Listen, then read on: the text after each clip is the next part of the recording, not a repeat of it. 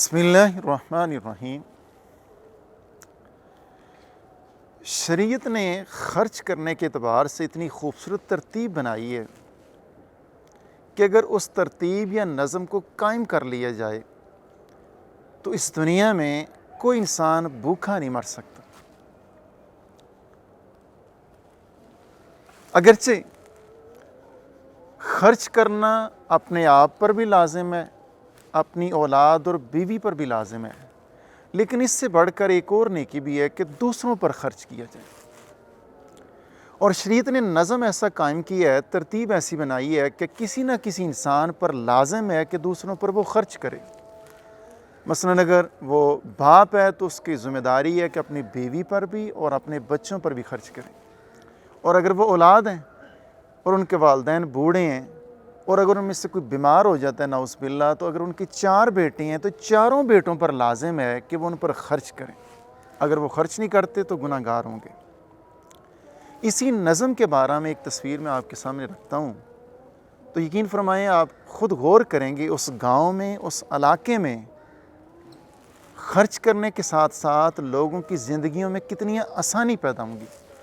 مثلاً عشر کے معاملے میں شریعت نے ہماری رہنمائی کی ہے کہ اگر وہ زمین بارانی ہو، آسمانی بارش سے وہ سیراب ہوتی ہو، تو اس پیداوار کا 10واں حصہ جو ہے نا وہ ان کا نہیں ہے۔ چونکہ جس علاقے میں رہتا ہوں گجرانوالہ، اس میں چونکہ بارانی نہیں بلکہ خود زمین کا پانی لگایا جاتا ہے، سیراب کیا جاتا ہے، اس کے اخراجات زیادہ ہوتے ہیں، تو شریعت نے کہا کہ نصف العشر وہ ہم دینا ہے، عشر کا آدھا حصہ۔ اگر کسی گاؤں کی زمین فرض کیا 400 ایکڑ ہے تو اس کا 100 ایکڑ میں سے 5 ایکڑ کی پیداوار اس گاؤں کی نہیں ہے، اور 400 ایکڑ کی 20 ایکڑ جو ہے نا وہ پیداوار اس گاؤں کے مالکان کی نہیں ہے بلکہ اس علاقے کے ضرورت مند لوگوں کی ہے۔ تقریباً 50 من جو ہے نا وہ 1 ایکڑ کی پیداوار ہوتی ہے، اور اس کو 20 کے ساتھ ضرب دیں تو تقریباً 1000 من پیداوار ایک گاؤں کی ان لوگوں کی ہے جو کہ خود تو مالک نہیں ہیں لیکن ضرورت مند ہیں، محتاج ہیں، مساکین ہیں۔ اور عام طور پر ایک گاؤں میں تقریباً 100 گھر یا 150 گھر ہوتے ہیں۔ اگر ایک خاندان کو 20 من گندم دی جائے تو 50 خاندان پر وہ 1000 کفایت کر جائے گی۔ ابھی میں نے صرف گندم کی بات کی ہے، اگر جب چاول کاشت کیے جائیں گے تو 20 من اگر ایک خاندان کو دیے جائیں تو وہ چاول تقریباً 5-6 ہزار روپے من ہے، تو یہ تو 1 لاکھ روپے کے اوپر زیادہ بن جائے گا۔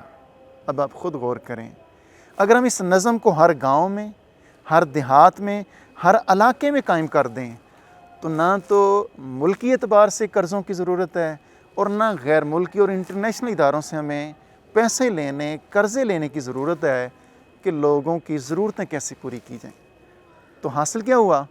شریعت نے اتنا خوبصورت نظم قائم کیا ہے کہ کسی نہ کسی درجے کے اعتبار سے ایک انسان پر لازم کیا ہے کہ وہ دوسرے پر خرچ کرے، انفرادی سطح پر بھی اور اجتماعی سطح پر بھی۔ اس نظم کو اگر ہم قائم کر لیں، کوئی بندہ بھوکا نہیں رات کو سو سکتا۔ اور اس کی ایک تصویر میں نے صرف آپ کے سامنے عشر کی رکھی ہے۔